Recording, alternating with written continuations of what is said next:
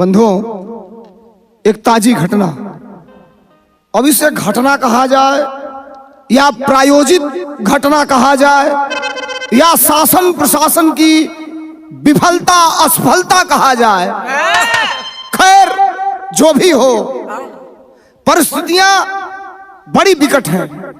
देश में आप रोज कहानी सुनते हैं, बिरहा सुनते हैं। आज भारत का सर शर्म से झुका हुआ है, मणिपुर चल रहा है। देश के सल्तनत जिनके हाथों में है, हमें दुख है इस बात का कि देश का राजा भी 77 दिन के बाद एक बार कहा कि हमको इस घटना पर दुख है।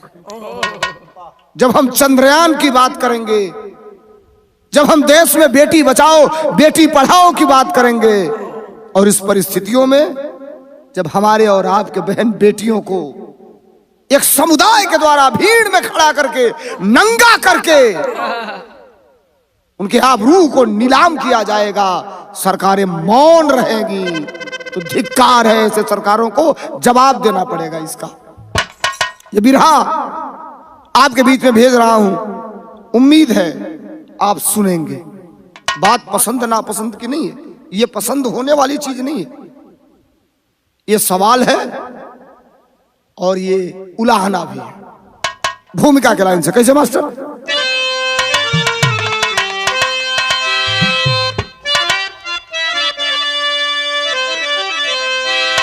सुनिएगा, लिखने वाले गया कवि ने मणिपुर की ताजा घटना पर यह लाइन लिखा भूमिका में। कैसे? अरे झुक गया शर्म से आज भारत मेरा, नाच नंगा हुआ इस कदर देश में। नारी शक्ति नराधम के हाथों पड़ी, चित्र रंगा हुआ इस कदर भेष में। मूल्य जीवन का है या है समुदाय का? सवाल है, अरे मूल्य जीवन का है या है समुदाय का? आज इंसान ही मारे इंसान को, अब तो संभव असंभव है कुछ भी नहीं। सोलंकी गया कोस भगवान को।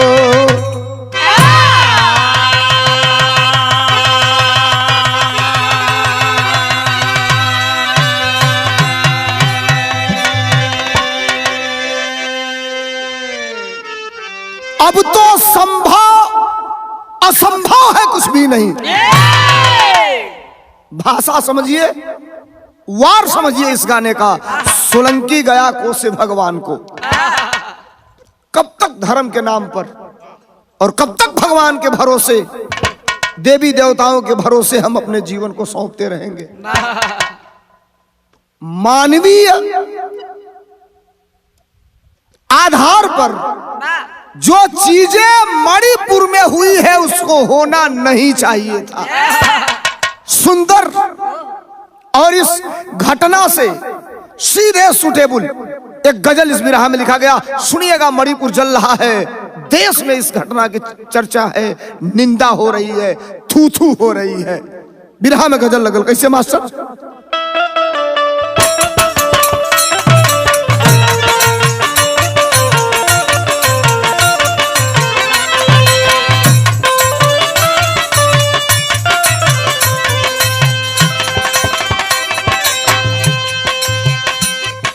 बिरहा को सुनिएगा, लेकिन बिरहा से ताल्लुकात इस गजल को मैं रख रहा हूं। शीशा टूटे शीशा टूटे गुल मच जाए, शीशा अरे गुल मच जाए, शीशा टूटे गुल मच जाए। दिल टूटे,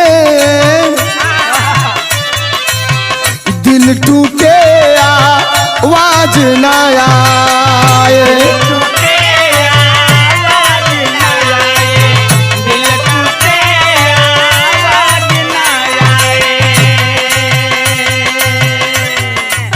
शीशा टूटे गुल मच जाए, दिल टूटे आवाज न आए। सांप डसे तो दोस्त बचाए, सांप डसे तो दोस्त बचाए, दोस्त डसे तो कौन बचाए, दोस्त डसे तो कौन बचाए। अरे कौन बचाए?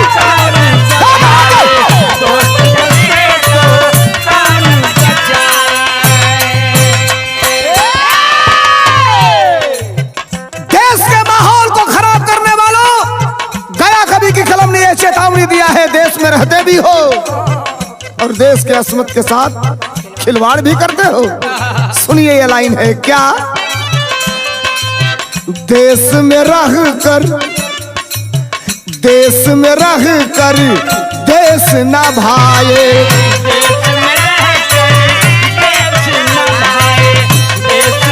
क्या बात,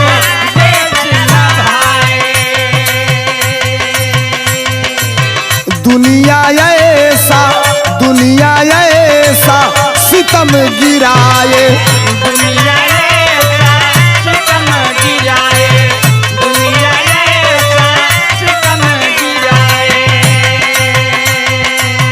देश में रह कर देश न भाए, दुनिया ऐसा सितम गिराए।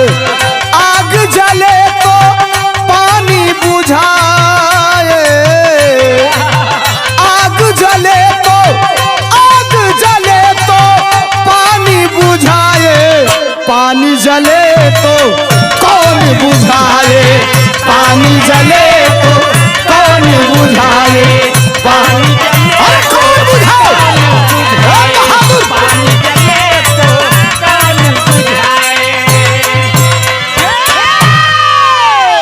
आग जले तो पानी बुझाए, पानी जले तो कौन बुझाए।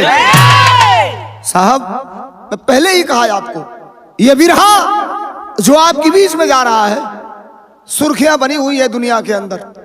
और साहब हमें कष्ट इस बात का है कि जिम्मेदार लोग विमुख है इससे।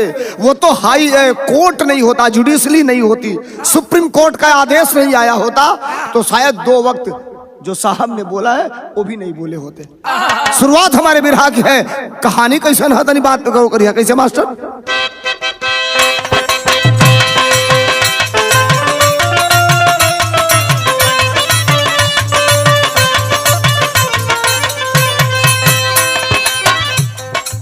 जहां पर आदमी को आदमी रुलाता है, शायद भारत ही अव्वल नंबर पर आता है।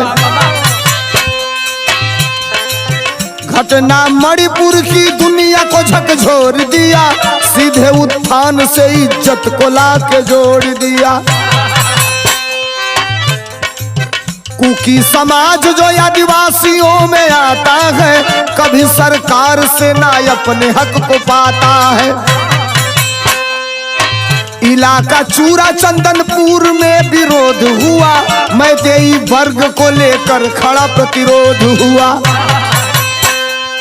घटना घट गई है कल्पना से ऊपर की, घटना घट गई है कल्पना से ऊपर की, घटना घट गई है कल्पना से ऊपर की।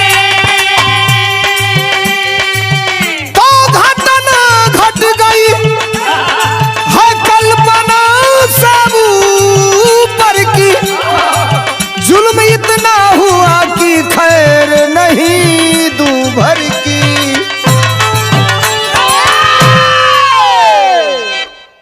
साथियों ये बिरहा जो आपके बीच में जा रहा है, मणिपुर का प्रकरण, मणिपुर कांड मणिपुर की यथा स्थिति लगातार दिन पर दिन, आज जब मैं बिरहा गा रहा हूं, बदतर होती चली जा रही है।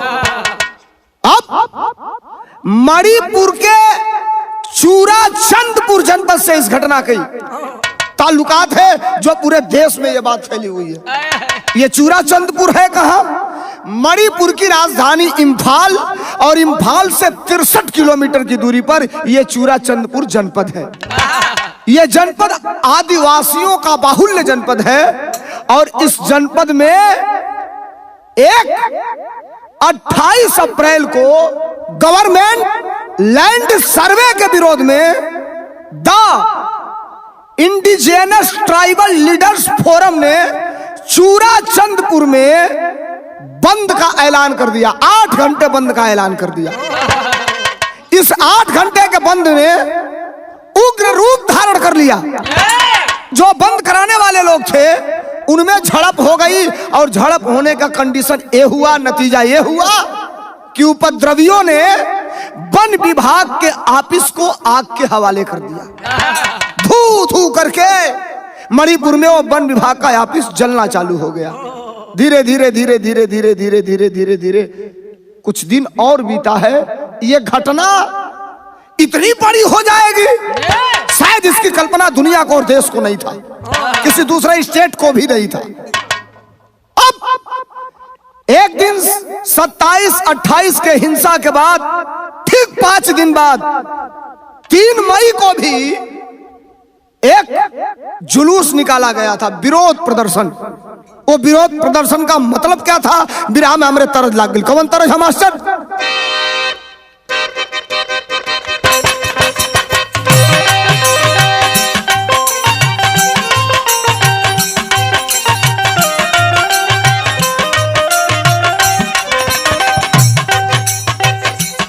तरज घटना पर, हिंसा पर, उग्रवाद पर,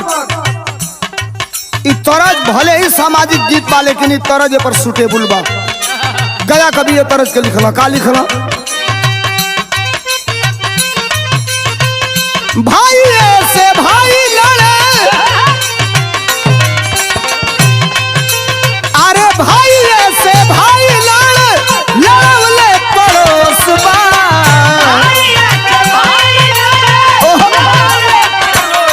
क्या बात?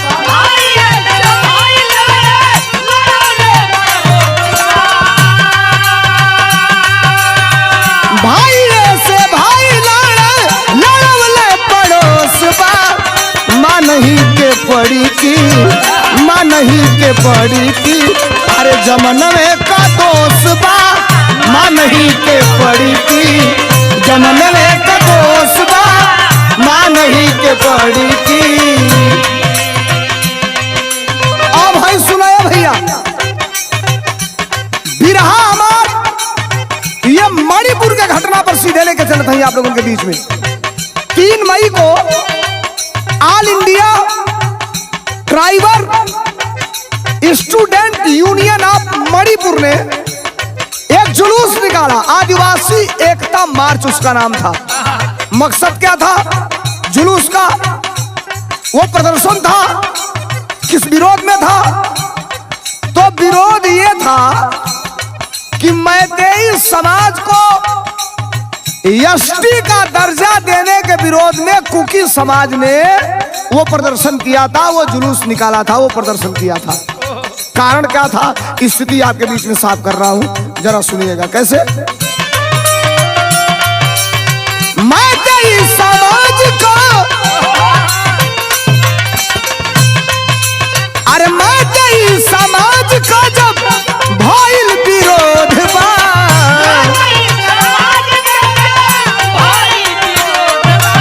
मणिपुर में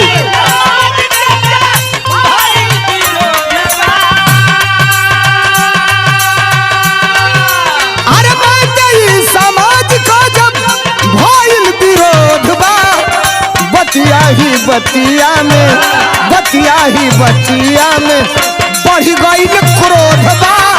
बतिया ही बतिया में बढ़ गई क्रोध बा।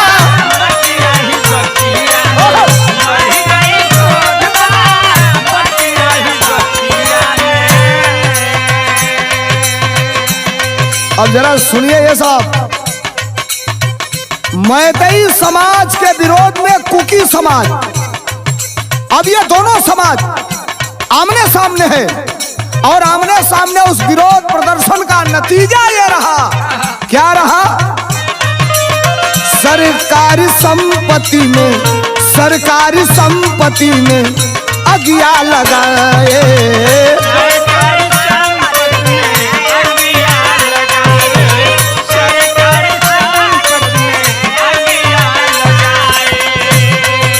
अरे यही नहीं रुके कदम, यही नहीं रुके कदम आगे बढ़ाए,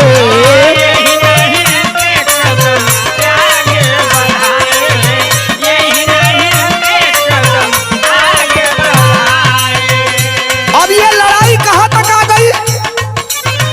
ऊंच नीच वाला ज्यादा, ऊंच नीच वाला ज्यादा बढ़ गई रोसबा,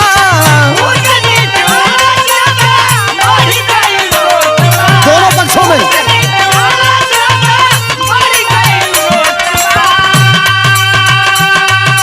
अरे ऊंच नीच वाला ज्यादा बढ़ गई रोसबा, बतिया ही बतिया में, बतिया ही बतिया में बढ़ गई क्रोधबा, बतिया ही बतिया में बढ़ गई क्रोधबा।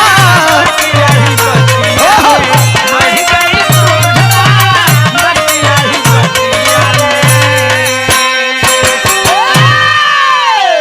3 मई को यह विरोध प्रदर्शन था।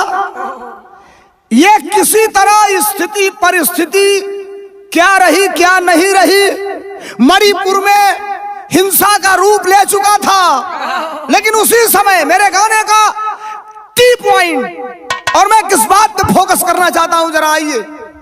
सामाजिक स्तर पे 2 पक्ष आमने सामने लड़े, एक का नुकसान हो दूसरे का नुकसान हो, ये समझ में आता है, लेकिन इज्जत पर ढाका पड़े, इज्जत को तार तार किया जाए, शर्मसार किया जाए, यह बात ठीक नहीं है। 4 तारीख की घटना ने पूरे देश को हिला दिया है, दहला दिया है। तरज हमरे बिरहा में लगल कैसे मास्टर? वाह!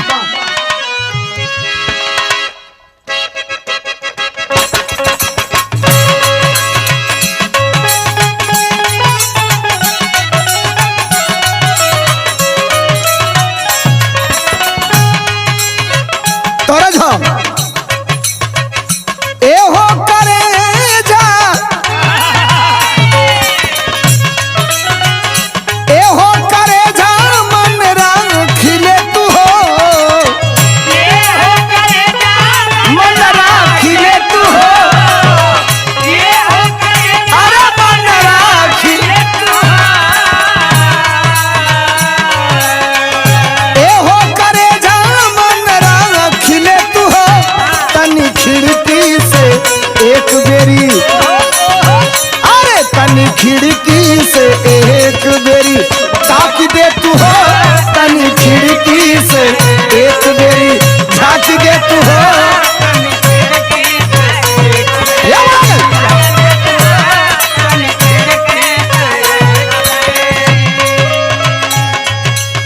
चार तारीख को एक वीडियो आप देखे होंगे, ये 4 तारीख की घटना, ये 4 तारीख की वीडियो में है क्या मेरे मित्रों? कवि ने लिखा है क्या? भूत सिरवा जब की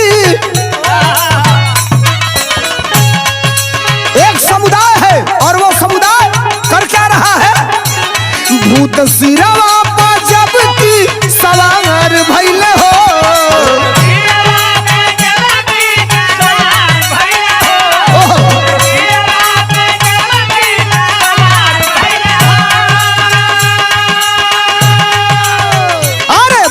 सिरवा जब की सवार भइले हो, लाज नारी का देखा, अरे लाज नारी का देखा तार तार कैले हो, लाज नारी का देखा तार तार कैले हो, लाज नारी का देखा तार।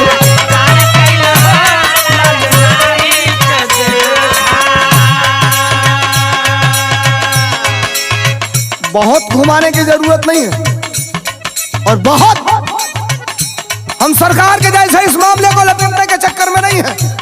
आइए,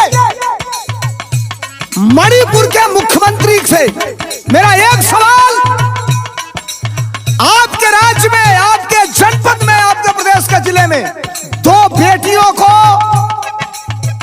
50 से 100 की संख्या में हुजूम है, हुजूम, और उस हुजूम के बीच में 2 बेटियां हैं, 2 औरतें हैं जिनको नंगा कर दिया गया है।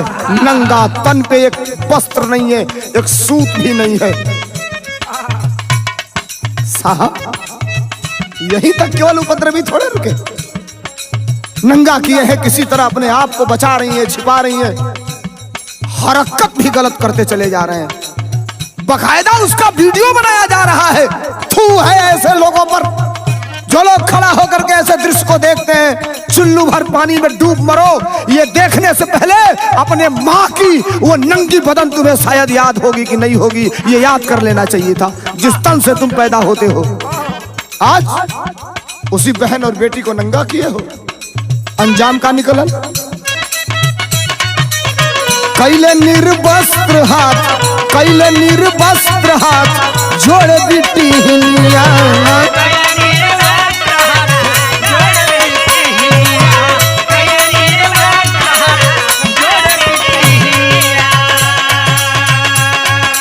अरे हवस बुझाए पापी, हवस बुझाए पापी लाई के सिवनिया।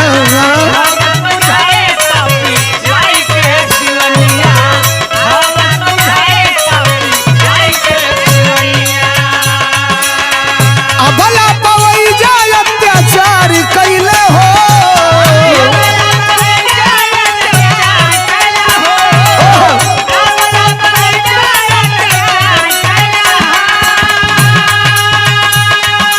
अरे अबला पवई जाय अत्याचार कैले हो। लाज नारी के देखा, हाँ लाज नारी के देखा तार तार कैले हो। लाज नारी के देखा तार तार कैले हो। लाज नारी के देखा तार तार कैले हो।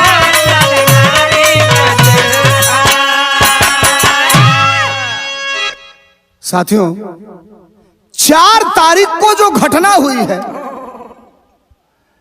मेरे गाने का सीधा सीधा मकसद यही है कि 4 तारीख के बाद घटना की जो FIR हुई है, 4 से और FIR वाले डेट में महीने दिन से ज्यादा का अंतर है। अब आप जरा बताएं तो, जिस राज्य में, जिस देश में भारतीय जनता पार्टी, देश की हुकूमत, सेंट्रल गवर्नमेंट ये कह रहा हो कि आरोपियों का, दोषियों का, बलात्कारियों के लिए 1 इंच जगह नहीं है, कहीं भी रियायत नहीं होगी। अब उसी देश और प्रदेश में जब ऐसी घटनाएं होंगी तो अंजाम क्या होगा।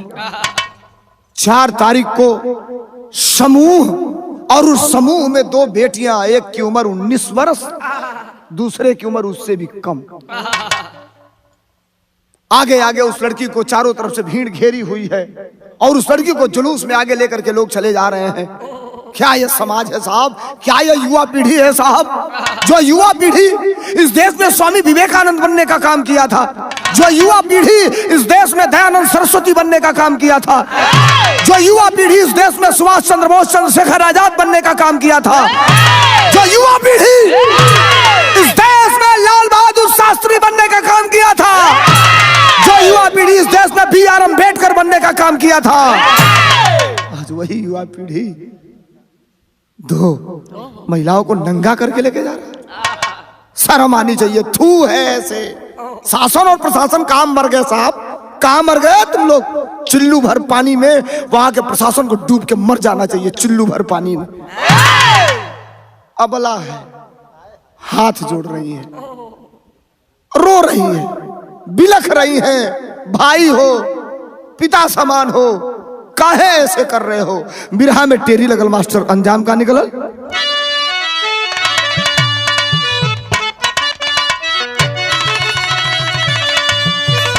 इंसाफ की अब आशा क्या करें, इंसाफ की अब आशा,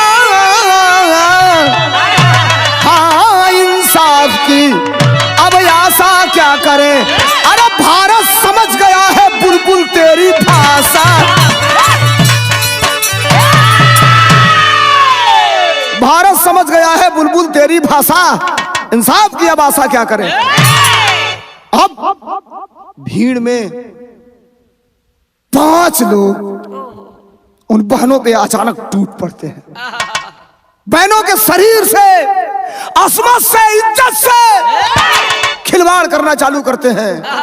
इधर भाग रही है, उधर भाग रही है, जाए तो किधर, चारों तरफ कंस ही कंस हैं। तब तक एक 19 साल के बेटी को, जो 2 में 1 थी, कुछ लोग घसीट के खेत के अंदर लेके चले जा रहे। शर्म आती है कहने में। मीडिया के अनुसार, डॉक्टरी परीक्षण के अनुसार उस बहन और बेटी के साथ रेप हुआ, बलात्कार हुआ। चिल्ला रही थी। यही चिल्लाते में वो बहनिया का भाई दौड़त आई। भेड़िया से बचत बचत भेड़िया में जाइब तो कहीं मार डले जहर से बहनिया का आवाज आवत रहे। ओ हरिया भैया भगल है। जब देखे सब, जो आरोपी है वो तो मौके पे ही है, गलत कर ही रही है, ये भाई बचाने जा रहा है। भीड़ भी उस भाई पर टूट पड़ी। और टूटी तो हुआ क्या मास्टर,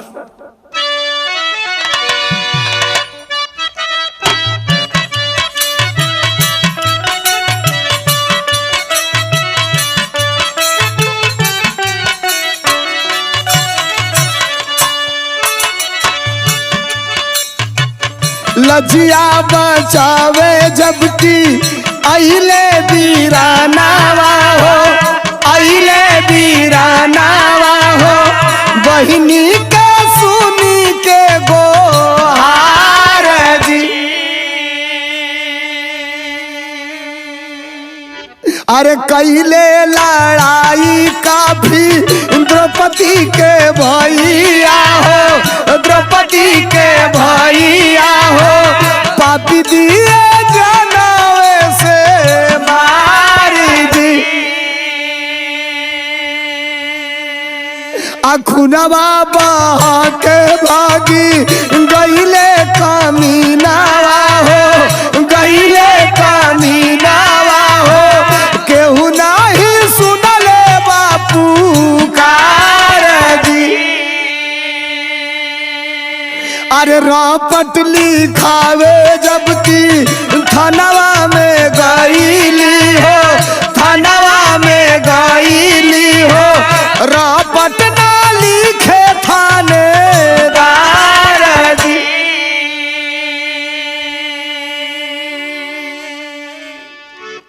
भाई कौन भाई होगा जिस भाई के नजरों के सामने उसके बहन की आबरू लूटी जाएगी और चिल्लाएगी। बुला रही अपने भैया को, बचाओ।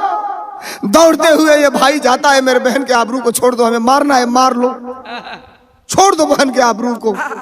भीड़ टूट पड़ती है, आरोपी टूट पड़ते हैं। और साहब इतना मारे, इतना मारे, इतना मारे, मारते मारते उस बहन के भाई को सदा सदा के लिए दुनिया से अलविदा कर दी। टूट गई सांसें उस भाई की, मर गया वो भाई, जो भाई अपने द्रौपदी बहन की इज्जत बचाने के लिए जा रहा था। अब सवाल इस बात का है, एक वो समय था, ये भारत है जिसे आर्यावर्त कहा जाता है, ये भारत जिसे भरत के नाम पर भारत रखा गया, ये भारत जहां सनातन धर्म का डंका पीटा जाता है, ढोल, ये भारत कहा जाता है। इस भारत में सभ्यता और संस्कृति कायम है। एक वो युग था जब कौरवों के बीच में पड़कर द्रौपदी की साड़ी खींची जा रही थी, बदन दिखाई न दे। एक भाई अपने बहन की आबरू बचाने के लिए खड़ा हुआ था। पते नहीं चल रहा था कि सारी बीच नारी है कि नारी बीच सारी है कि सारी ही किनारी है। और आज इस बहन को नंगा कर दिया गया। रेप किया गया, भाई को उसके मार दिया गया। बदहवास है, भग रही है, किसी तरह जान बचाते हुए भगती है। दोनों आती है थाने पर, नंग बदन है, नग्न बदन। थानेदार रिपोर्ट नहीं दर्ज कर रहा है। अब आप बताएं, बहन जिसका शरीर नंगी हो, जिस बहन के साथ रेप हुआ हो, सामूहिक बलात्कार हुआ हो, वो बहन थाने तक पहुंच गई किसी तरह, और थाने में पहुंच के थानेदार से कहती है मेरे साथ ये प्रत्यक्षम किम प्रमाणम साहब। जब मैं स्वयं वादी हूं, स्वयं अपनी बात को मैं कह रही हूं, उसके बावजूद भी खून से लथपथ है, उसके बावजूद भी थानेदार ने रिपोर्ट नहीं लिखा। आप बताएं, एन बीरेंद्र सिंह मुख्यमंत्री, मणिपुर से मैं सवाल करता हूं, शर्म नहीं आई तुमको? मणिपुर के मुख्यमंत्री हो, 1 महीने से ज्यादा बीत गया, ये वीडियो अगर किसी ने बना के वायरल नहीं किया होता, ये वीडियो अगर वायरल नहीं हुआ होता, तब तो ये घटना जहां की थी वहीं दबी की दबी रह जाती। कोई जान नहीं पाता। ऐसे कई हजार बहनें बेटियों की आबरू रोज चली जाती, रोज लूटी जाती, और आप स्वच्छ प्रशासन का वादा करते हो। मैं देखा था एक पत्रकार ने एन बीरेंद्र सिंह को लाइन पर लेकर के सवाल कर रही थी कल परसों, आज मैं भी राग आ रहा हूं, कल परसों जब सवाल कर रही थी तो वो कहे कि ऐसी ऐसी छिटपुट एक घटनाएं होती हैं, इसको एक घटना मानते हैं? आपके मुंह पे करारा तमाचा है। सरकार चलाने वालों, इज्जत होती, थोड़ी सी भी नैतिकता होती तो उस बहन के सामने अपने बेटी को खड़ा करो और एक बार नजर खोल के देखो कि तुम्हारी बेटी रहती तो तुम क्या करते। आदिवासी समाज की बेटी है, इसलिए ऐसा होगा। और भारत के प्रधानमंत्री जी भावुक बन के, आप कहां के बेटा बनते हैं मुझे नहीं पता। आप बिहार के बेटा हैं, आप मणिपुर के भी बेटा हैं, जहां जाते हैं वहीं के बेटा बनते हैं। मैं हाथ जोड़ रहा हूं आपका। मणिपुर के बेटे को उस बहन की याद आई कि नहीं आई? 4 तारीख की घटना है और 21 जून को इसमें FIR हुई। जरा नोट करिएगा, 4 मई की घटना और 21 जून को FIR दर्ज होती है। वो भी ये वीडियो अगर सोशल मीडिया पे वायरल नहीं होती तो FIR भी दर्ज नहीं होती। बिरहा के पहपट में कवि ने बहुत बड़ी बात लिखा है। क्या?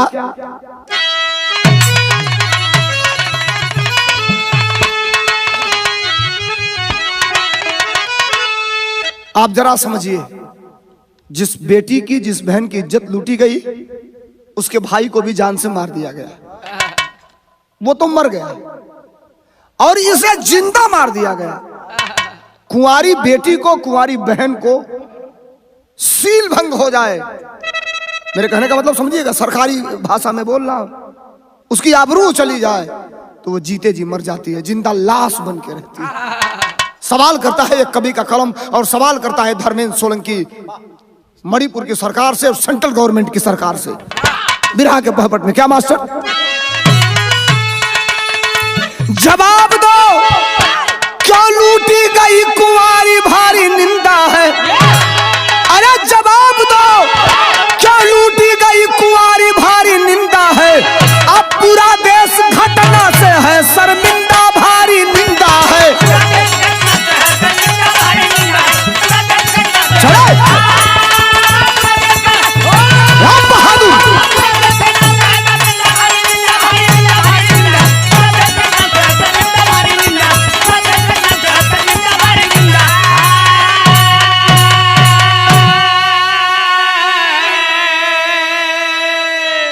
क्या मोदी जी, माननीय प्रधानमंत्री जी, देश का डिफेंस मिनिस्टर से लेकर होम मंत्री तक, गृह मंत्री से लेकर के नारी सुरक्षा की बात करने वाली इस देश की महिला मिनिस्टरों से मैं पूछना चाहता हूं, बताओ, जब आप बड़े बड़े दावे करते हो, बड़े बड़े नारे लगाते हो, तो तुमसे एक ही सवाल मैं पूछ रहा हूं, क्या केवल 5 किलो गेहूं, 5 किलो राशन ही गरीब के इस असमत की कीमत है?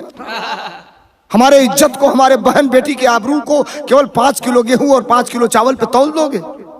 तुम्हारे नजर में उतनी ही औकात है।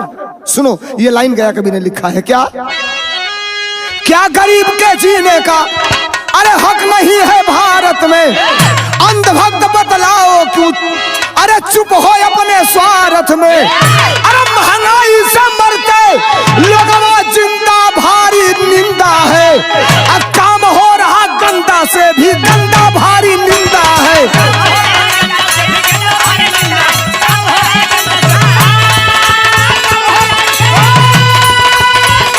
जिया बहादुर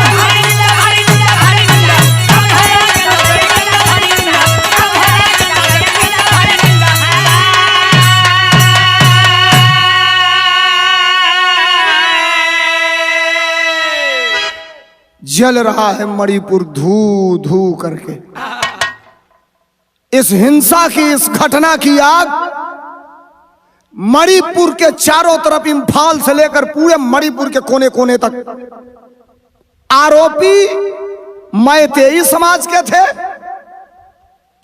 और जो बहन थी, जो बेटियां थी, वो कुकी समाज की थी। बीच में प्रशासन तीसरा पक्ष बना, लेकिन मुख्य दर्शक बना रहा केवल। अब आज कितना तारीख है? 21 जुलाई को मैं बिरहा गा रहा हूं। 20 को कल रात को 12:30 बजे मैं न्यूज देख रहा था, तो 12:30 बजे की रिपोर्ट थी कि उन 5 में से एक आरोपी पकड़ा गया है। सिर्फ एक आरोपी। कितने दिन बाद? 4 मई के बाद 20 जुलाई को एक आरोपी पकड़ा गया है। अगर सुप्रीम कोर्ट इसमें इंटरफेयर नहीं किया होता तो शायद वो भी आरोपी पकड़ा नहीं जाता। सरकार की विफलता को सामने नहीं लाया जाता, इस घटना को दबा दिया जाता और मोदी जी अपनी पीठ थपथपाते। साहब थोड़ा सा रहम करिए साहब। ठीक है आपके नहीं है, हमारे तो हैं, आप भी किसी के हैं। बेटे और बेटियां जिनके घर होती है, उनका घर परिवार गुलजार रहता है, लेकिन जब इज्जत आबरू लूटी जाती है तो उस घर में मातम मनाया जाता है। इस घटना से कितना शर्मसार हुआ है देश। किस मुंह से विदेश में जाकर के कहेंगे कि भारत के अंदर सामाजिक एकता, गैर बराबरी का जो दर्जा का मामला है, समानता असमानता की जो खाई है, उसको हमने मिटाया है। किस मुंह से कहेंगे आप? 40 कपड़े बदल लेने से आप साफ होंगे साहब? बड़ा मेकअप करा लेने से आप साफ होंगे? कई हजार करोड़ के है ये, आप प्राइवेट जेट विमान में आप जाएंगे तो उससे आप बड़े आदमी हो जाएंगे साहब। चौधरी चरण सिंह भी देश के प्रधानमंत्री रहे। इस देश के ऐसे ऐसे नेता हुए इस देश में, जिसने इस देश के बहन और बेटियों को अपना बहन और बेटी समझा। और आज जरूरत है इस देश में महात्मा गांधी की, जरूरत है सुभाष चंद्र बोस की, जरूरत है चंद्रशेखर आजाद की। इनकलाब जब सड़क पे आ जाएगा तो देश के अंदर कितना बड़ी से बड़ी हुकूमत होगी, चरमरा के फैल जाएगी साहब। और मजबूर मत करिए, आप मत करिए मजबूर। आप राजा हैं और राजा का काम पक्ष हो या विपक्ष हो, जो समाज आपके साथ रहा, जो नहीं रहा, उसके साथ भी न्याय करना आपका अधिकार है। बिरहा में आल्हा लगल, कंडीशन कहा मणिपुर का, देश दुनिया में छवि कहा मणिपुर का। मास्टर कैसे?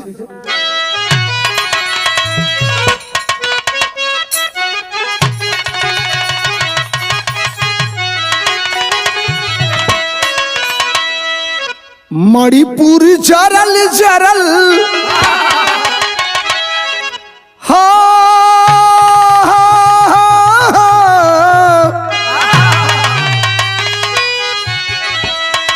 मणिपुर जरल जरल देश का सपनवा भैया।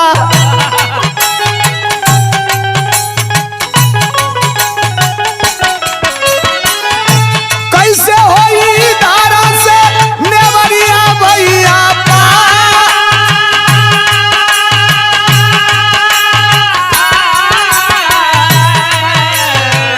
सोशल मीडिया पर जब फैलल बा खबरिया भैया।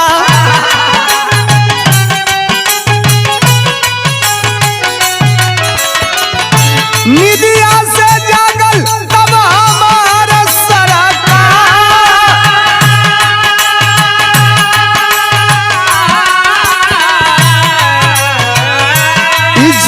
गईल ना इज्जत लौट के अब आई बाबू।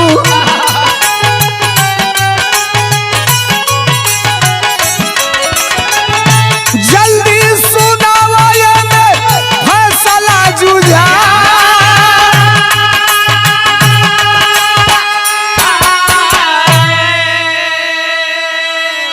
अरे चारों ओर देशवा, अरे चारों ओर देशवा में फैलल खबरिया।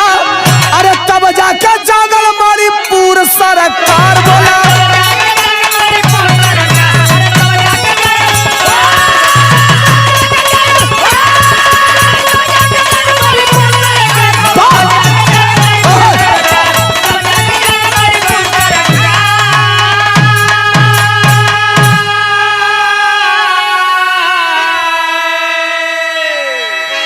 चारों ओर देशवा में फैलल खबरिया, तब जाके जागल मणिपुर सरकार।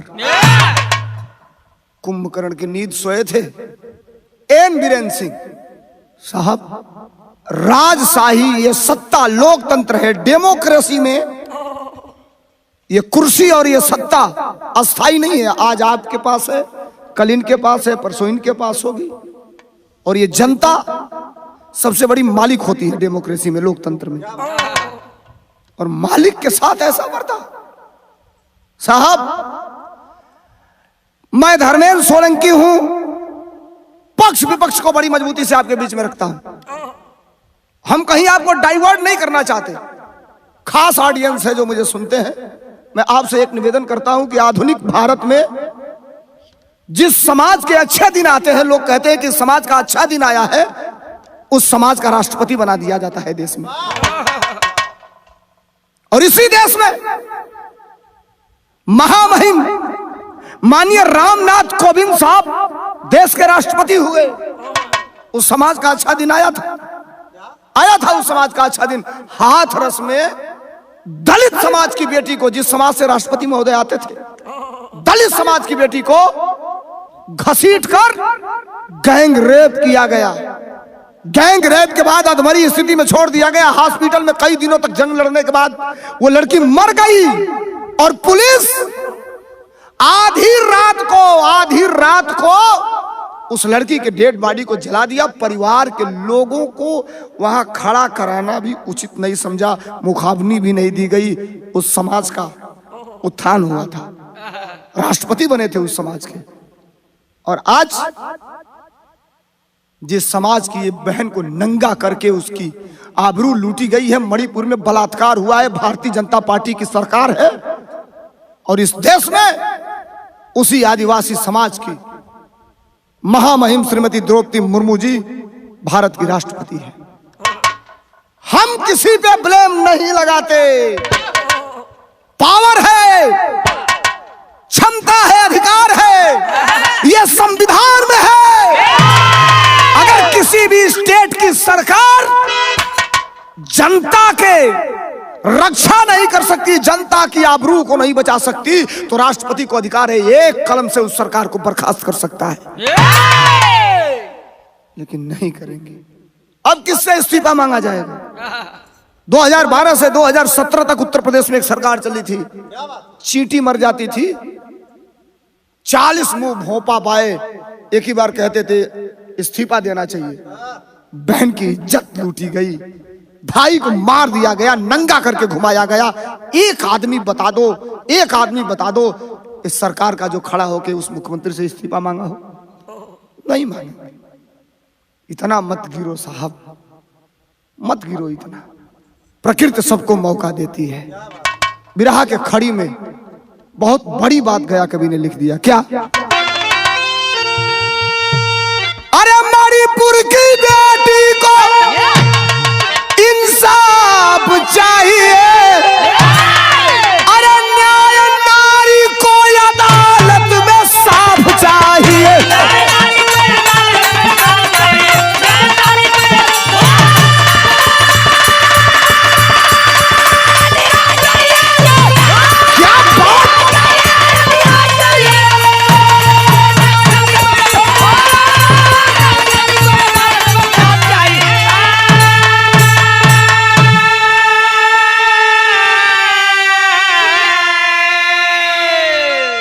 परिवार ने कहा है न्याय है, मांग है, मुआवजा से कुछ नहीं होई।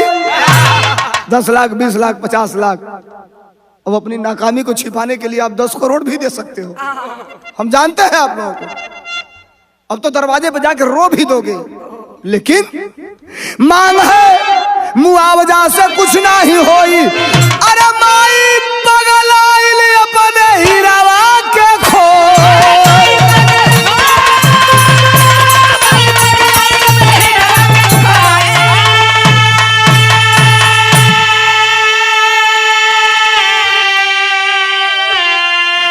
किसी कीमत पे दरिंदों को ना माफ चाहिए।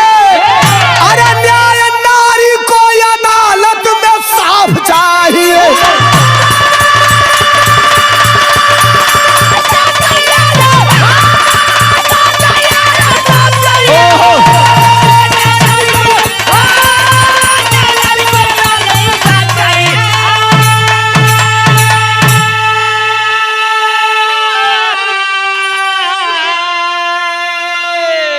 हम एक निवेदन करेंगे, मुख्यमंत्री को यह सार्वजनिक ऐलान कर देना चाहिए, उनके पार्टी का कोई भी आदमी मणिपुर में उन आरोपियों के पक्ष में अगर खड़ा हुआ तो मैं ये समझूंगा कि मुख्यमंत्री खुद चाहते थे ऐसी घटना कराना।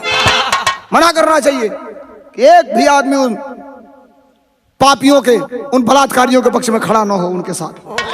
कहना है क्या, मेरी सत्ताधीशों से यही है गुजारिश, अकातिल की कोई नहीं करे अब सिफारिश। देश के प्रति कौशल अरे बेबाक चाहिए। न्याय नारी को अदालत में साफ चाहिए।